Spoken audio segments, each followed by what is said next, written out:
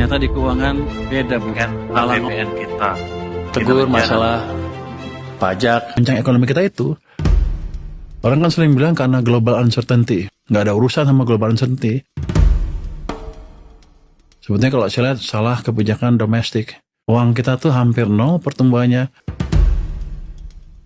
Jadi setahun lebih ekonomi dicekek, dikasih napas sedikit, kemudian dicekek lagi.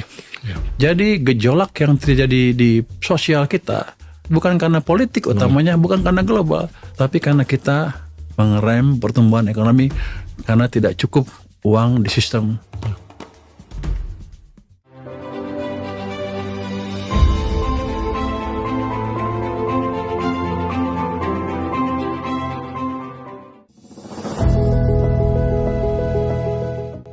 Perkenalkan, nama saya Gabriela Anakara Putri Revano. Saya Marcelo Quentin. Halo, perkenalkan nama saya Muhammad Raffi Akbar. Perkenalkan, saya Azahra Sanah.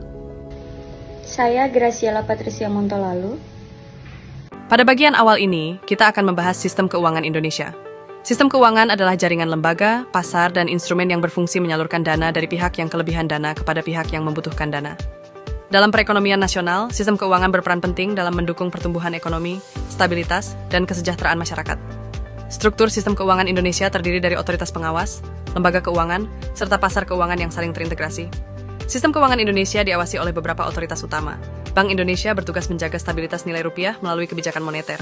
Otoritas Jasa Keuangan atau OJK berperan mengatur dan mengawasi seluruh lembaga jasa keuangan.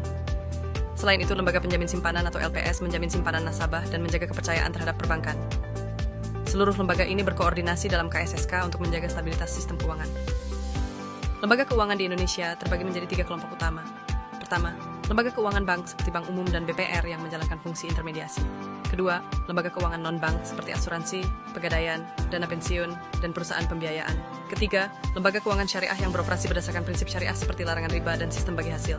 Pasar keuangan di Indonesia terdiri dari pasar uang dan pasar modal. Pasar uang memperdagangkan instrumen jangka pendek untuk menjaga likuiditas seperti deposito dan repo. Sementara itu, pasar modal menjadi tempat perdagangan saham, obligasi, dan reksadana yang difasilitasi oleh Bursa Efek Indonesia. Pasar ini berperan penting dalam pembiayaan jangka panjang bagi dunia usaha. Dalam sistem keuangan, terdapat berbagai instrumen dan produk keuangan. Instrumen utang seperti obligasi digunakan oleh pemerintah dan perusahaan untuk memperoleh dana. Instrumen ekuitas seperti saham menunjukkan kepemilikan perusahaan. Selain itu, perkembangan teknologi melahirkan produk fintech seperti e-money, pay later, dan P2P lending, serta instrumen derivatif untuk pengelolaan risiko. Sistem keuangan memiliki peran strategis dalam perekonomian Indonesia. Sistem ini menyalurkan dana dari pihak yang surplus ke pihak yang membutuhkan, mendukung investasi, serta mendorong pertumbuhan ekonomi. Selain itu, sistem keuangan juga berperan menjaga stabilitas ekonomi nasional dan membantu pengembangan UMKM melalui akses pembiayaan. Sebagai penutup, sistem keuangan Indonesia merupakan fondasi penting dalam pembangunan ekonomi. Dengan struktur yang kuat, regulasi yang baik, serta dukungan teknologi, sistem keuangan diharapkan mampu menghadapi tantangan masa depan dan berkontribusi terhadap pertumbuhan ekonomi Indonesia yang berkelanjutan.